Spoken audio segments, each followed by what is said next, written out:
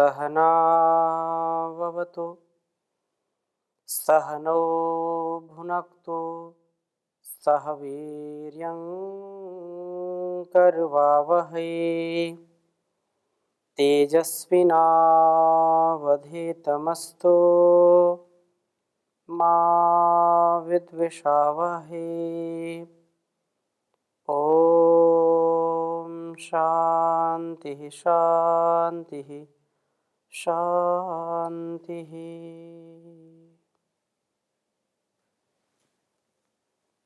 वैदिक जीवन पद्धति की इस कक्षा में आप सभी का पुनः हृदय की गहराइयों से हार्दिक स्वागत है, अभिनंदन है। वेदों का ज्ञान इस जीवन और जगत के कल्याण के लिए अत्यंत महनीय है। हम वेदों के स्वाध्याय से अपने मन, विचार, व्यवहार और संस्कार को दिव्य बनाने का प्रयत्न करें, क्योंकि बिना वेदों के ज्ञान के हम अपना समुचित और समग्रता से समन्वित जो कर्म है उसका संपादन नहीं कर सकते हैं। यदि वेदों के ज्ञान के अनुसार अपने जीवन को जीते हैं तो जीवन हमारा हर प्रकार से सुरक्षित व्यवस्थित रहेगा और हमको सही क्या है, गलत क्या है, उसका अच्छी प्रकार से परिज्ञान होता है। हम कभी भी इस संदर्भ में संशय न लाएं, इस संदर्भ में निर्भ्रांत रहें कि वेद हर प्रकार से आत्मोन्नति से, शारीरिक उन्नति से, सामाजिक उन्नति से, राष्ट्र उन्नति और विश्व उन्नति का परम उपदेश करते हैं। अतः वेदानुकूल आचरण हमारा होना चाहिए। वेद के विपरीत, वेद के यदि हम विरुद्ध आचरण करते हैं तो ये हमारे लिए अत्यंत कष्टकारी होगा। केवल हमारे लिए ही नहीं, अपितु समष्टि के प्रति भी यह अत्यंत घातक होता है। अतः वेदों का जो अभिप्राय है वो मनुष्य का कर्तव्य बोध है। मनुष्य के कर्तव्य बोध से, उसके कर्मों के अनुष्ठान से ही उसका नैतिक निज जीवन बहुत ही दिव्यता से परिपूर्ण होता है। ऋग्वेद के चतुर्थ मंडल का स्वाध्याय हम कर रहे हैं और चतुर्थ मंडल के 5वें सूक्त में कुछ मंत्रों का स्वाध्याय हमने किया था। आज हम आगे इसी सूक्त के मंत्रों का स्वाध्याय करेंगे और वेदों के प्रति बहुत ही सुंदर इसमें उपदेश किया है। आगे के यह मंत्र बहुत ही सुंदर हैं। 5वें मंत्र तक हमने स्वाध्याय किया था। 6ठे मंत्र में, 7वें मंत्र में, 8वें मंत्र में, 9वें और 10वें मंत्र में इस प्रकार से जो ज्ञान का महिमा मंडन किया गया है, ज्ञान का बखान किया गया है, वह हमारे लिए है और हम इस बात को अपने मन मस्तिष्क में उतार लें, अपने जीवन को संवार लें, इस जगत को भी संवारने का प्रयास करें, तभी हमारा कल्याण होगा। तो 6ठे मंत्र में बात कही है कि इदम में अग्ने कियते पावका इनते गुरुम भारम न मन्मा बृहद्धाथ दृशता गंभीरम यौभम पृष्ठम प्रयसा सप्त धातु। ये कहा है कि मित्र वरुण के धाम का हिंसन करने वाले, अनृत में चलने वाले, असत्य में चलने वाले व्यक्ति का जो पहले हमने 5वें मंत्र में पढ़ा था, वह दुर्गति को प्राप्त होता है जो असत्य का चयन करता है, असत्य जीवन में आचरण करता है, असत्य जो झूठ है, जो अन्याय है, जो अधर्म है, उसमें जो प्रवृत्त होता है उसका जीवन बड़ा ही दुखमय और दुर्गति को प्राप्त होता है। इसके विपरीत जो व्यक्ति वरुण व मित्र के प्रिय धामों का हिंसन नहीं करता है, वह शुभ मार्ग पर चलता हुआ इतनी संपत्ति को प्राप्त करता है कि उसका उठाना भी कठिन सा हो जाता है। बड़ी सुंदर बात कही है कि जो धर्म के पथ पर चलेंगे, जो न्याय के पथ पर चलेंगे, जो परस्पर अपने कर्तव्य का निर्वहन करते हुए जीवन को जिएंगे, चाहे पति हो या पत्नी हो, भाई हो बहन हो, बेटा हो बेटी हो, पुत्र हो पुत्री, या राजा प्रजा गुरु शिष्य कोई भी हो, तो कहा कि हे वह यह कहता है कि हे पावका, पवित्र करने वाले अग्नि अग्रणी प्रभो, अमिनते मित्र व वरुण के धाम तेज का हिंसन न करने वाले मेरे लिए कियते, जो कि मैं अत्यल्प परिमाण वाला हूं, मेरा परिमाण है ही कितना, कियत कियते इदम, इस गुरुम भारम ना, गुरु भार की तरह वृहद बहुत अधिक मन जान को दधाथ आप धारण करते हैं, उस जान को आप मेरे लिए धारण करते हैं, जो जान गंभीरम अत्यंत गंभीर है, तत्व का दर्शक है, यहवम महान है तथा पृष्ठम मानव जीवन के लिए पृष्ठ के समान है, धारक है, तथा धृषता प्रयसा शत्रुओं के धर्षणशील प्रयत्न के द्वारा सप्त धातु शरीरस्थ सप्त ऋषियों का धारण करने वाला है। यह सप्तर्षयः प्रतिहिताः शरीरे, शरीरस्थ 7 ऋषि जो कर्णा विमौ नासिके चक्षुणी मुखम, 2 कान 2 नासिका छिद्र 2 आंख और मुख, ये सप्त ऋषि कहलाते हैं हमारे शरीर में। तो प्रभु ने इनको दिया है और ज्ञान इनका धारण करता है, ये स्वयं ज्ञान प्राप्ति के साधन के रूप में दिए गए हैं। ज्ञान प्राप्ति में लगे रहने से ही इनका रक्षण होता है। इस ज्ञान से हमको सदा युक्त रहना चाहिए, ज्ञान में विचरना ही स्वर्ग में विचरना है। स्वः गमयति, यदि हम निष्पाप व स्नेह वृत्ति वाले बनते हैं तो प्रभु से हमें वह ज्ञान मिलता है जिससे हम सदा स्वर्ग में विचरते हैं। स्वर्ग में हम स्वर्ग, अभी जहाँ का जो स्वर्ग है उसने तो हम सबको आकर्षित किया है।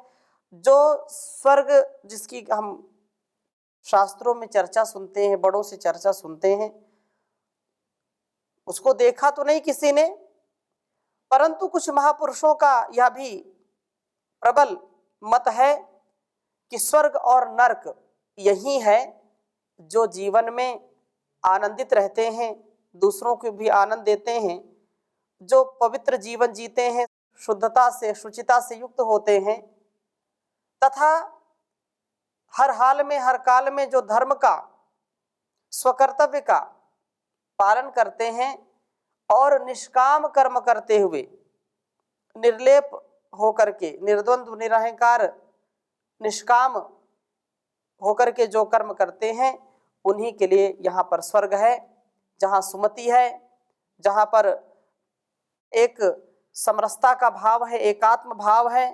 तो ऐसे एकात्म भाव से ही व्यक्ति जीवन का उत्कर्ष कर पाता है। इसलिए हम निष्पाप व स्नेह वृत्ति वाले बनते हैं। तो वेद का यह आदेश है, उपदेश है हम सबके लिए कि हम इस ज्ञान को अपने जीवन में उतारने का प्रयत्न करें। पवित्र वेद ज्ञान 7वां मंत्र बहुत ही सुंदर है। इस वेद मंत्र को मैं आपके समक्ष पहले लिखता हूं, फिर आगे इसकी चर्चा करूंगा। यह चतुर्थ मंडल के 5वें सूक्त का 7वां मंत्र है। कहा कि ओम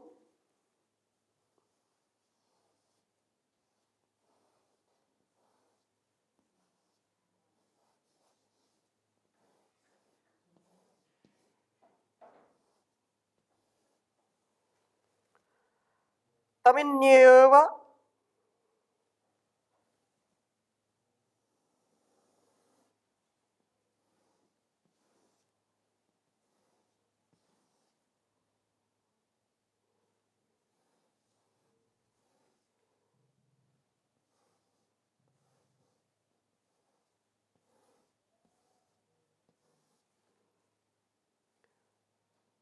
तमिन्येव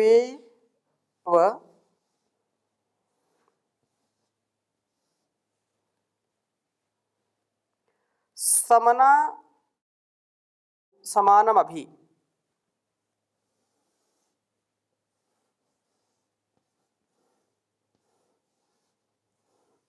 समना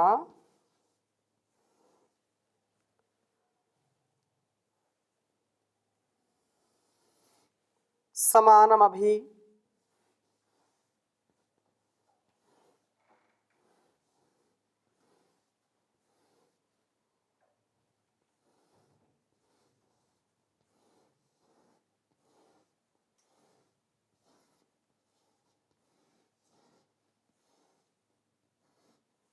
समानमभि कृत्वा पुनति धीतिरस्याः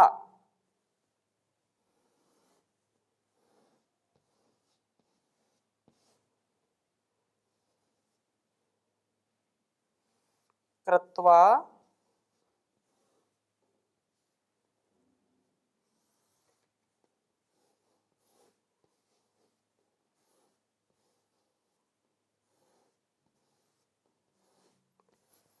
पुनति धीतिरस्याः धीतिरस्याः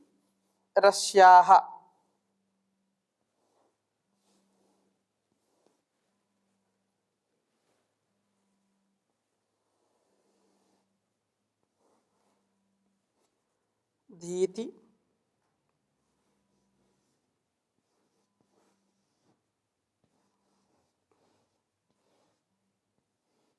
धीतिरस्याः ससस्य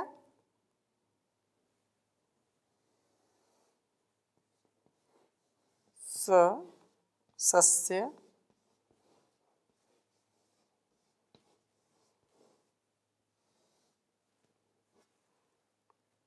ससस्य चर्मन्नधि चारु पृष्णेरग्ने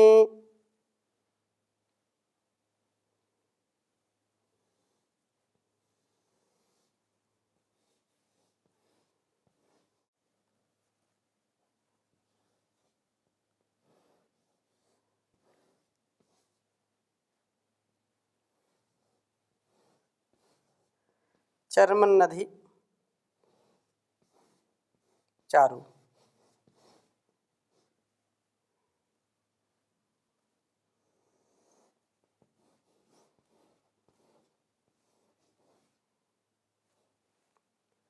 पृष्णेरग्ने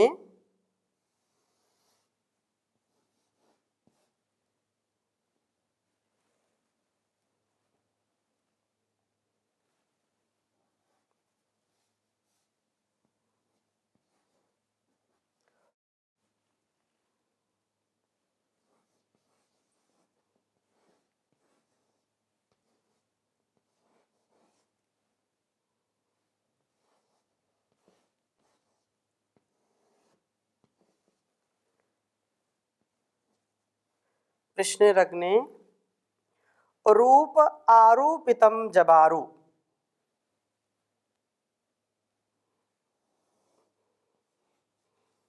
रूप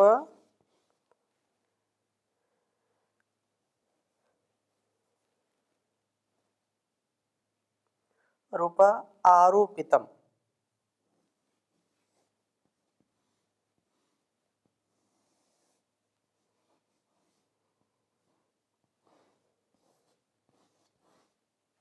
आरोपितं जबारु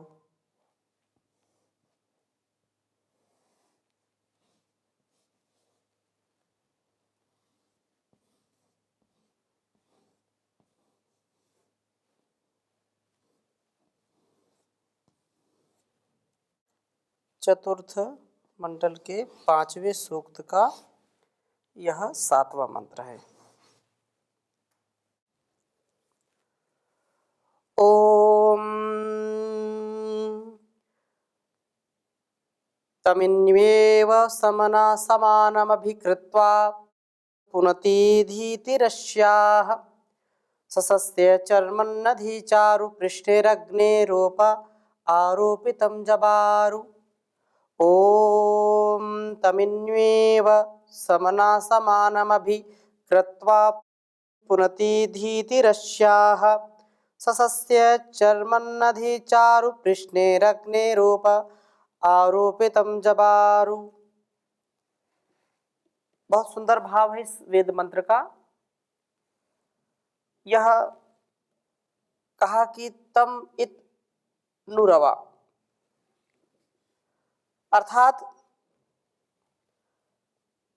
जब हम स्नेह से, यहाँ पर जो पिछले मंत्र में यहाँ कहा कि मित्र और वरुण के प्रिय तेजों का विनाश न करने वाले थे, अर्थात स्नेह व निष्पापता की वृत्ति वाले को, जो निष्पाप होता है, स्नेह से युक्त होता है, ऐसी जिसकी प्रवृत्ति है, जिसकी वृत्ति है, उसका कभी भी पतन नहीं होता। जो प्रेम सबको बांटता है, स्नेह सबसे रखता है, किसी से ईर्ष्या द्वेष नहीं रखता है, किसी के साथ छल कपट का व्यवहार नहीं रखता है, तो कभी वो नरकगामी नहीं होता।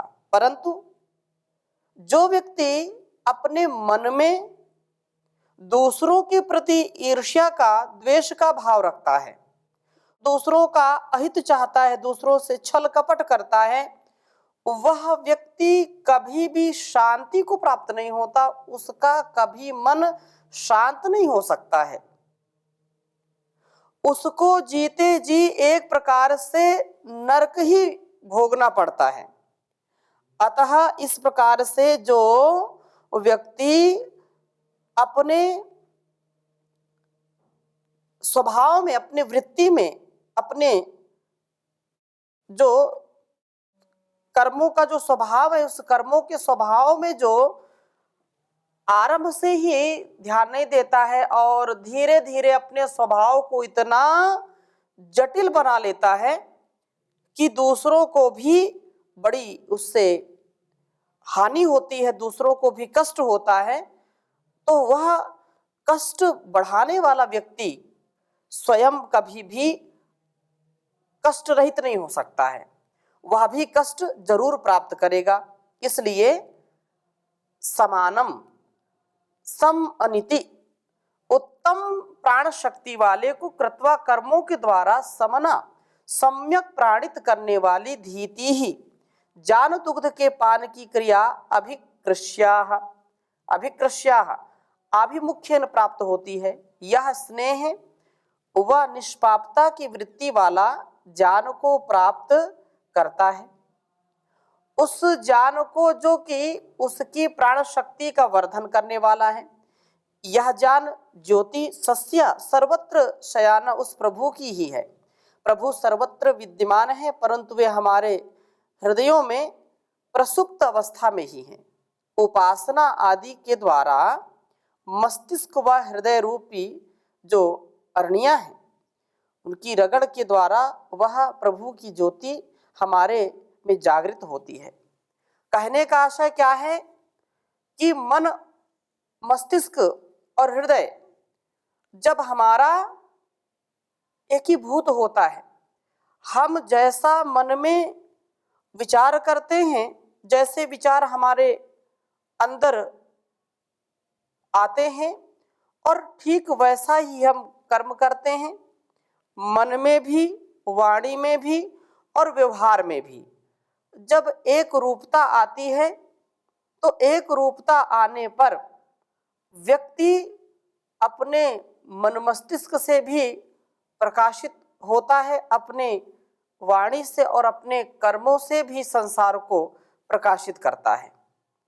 ऐसा भाव कि जहाँ पर कथनी और करनी में कोई अंतर, कोई भेद ना हो, हम जैसा ज्ञान विज्ञान सुनते हैं, पढ़ते हैं, समझते हैं, वैसा ही अपने स्वभाव में उतारें। हमारा स्वभाव ऐसा बन जाता है तो हम स्वयं भी अंधकार से दूर हो जाते हैं, प्रकाश से युक्त हो जाते हैं। ज्ञान की अग्नि सदा हमारे अंदर प्रज्वलित होती है और यह ज्ञान हमको जो वेदों से मिलता है, जो हमारे मस्तिष्क के विचारों को कभी भी अज्ञानता की ओर नहीं ले जाता। प्रश्नेह यह ज्ञान ज्योति उस प्रभु की है जो कि ज्योतियों के संस्पृष्टा हैं। वह तो पू कहा यहाँ पर, यह ज्ञान ज्योति उस प्रभु की है जो इसका अग्नि आदि ऋषियों के पवित्र हृदय क्षेत्र में आरोपण करने वाले हैं। ऋग्वेद, यजुर्वेद, सामवेद, अथर्ववेद जो अग्नि आदित्य आदि ऋषियों का उपदेष्टा है, उपदेश करने वाला उनको, तो इन ऋषियों के अंतर में यह वेदों का ज्ञान उस महान भगवान ने दिया है और वही महान ज्ञान हम पढ़ रहे हैं, समझ रहे हैं। आदित्य, अंगिरा, वायु और अग्नि आदि देवताओं का जो ऋषि के रूप में विशुद्ध आत्मा होकर के उस समय जो पूरे संसार में उनसे पवित्र कोई था नहीं, तो उनको यह पवित्र वेदों का ज्ञान दिया। और फिर ऋषि परंपरा, यह श्रुति परंपरा धीरे धीरे पूरे राष्ट्र में फैली और आज भी वेदों का जो ज्ञान है, वेदों का जो महान उपदेश है, वही पूरे संसार को एक मानवता के सूत्र में बांध सकता है। इस वेद रूपी ज्ञान का आधान करके हम एक सूत्र के पिरे हुए मोती के समान इस संपूर्ण मानवता को एक साथ एकजुट होकर के वसुधैव कुटुंबकम की भावना को हम आत्मसात कर सकते हैं और इससे हमारे कर्तव्यों का भी बोध होता है।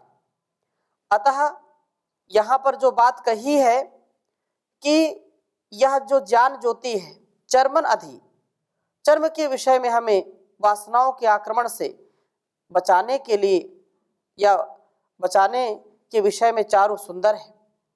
ब्रह्मवर्म ममांतरम, यह ज्ञान तेरा आंतर कवच बनता है, मेरी ढाल बनता है, चर्म बनता है।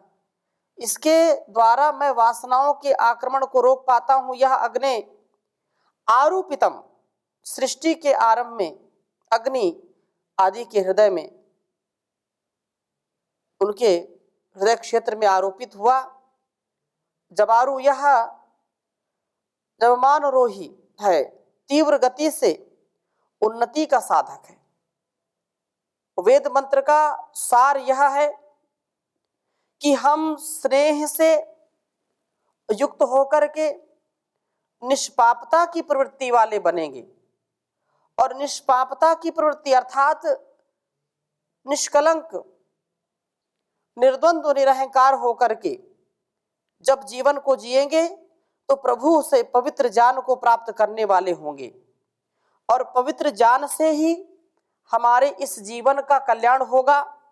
इस जीवन का ही जो लक्ष्य है, धर्म, अर्थ, काम और मोक्ष, इसकी प्राप्ति हो पाएगी और कोई दूसरा उपाय नहीं है इससे बचने का।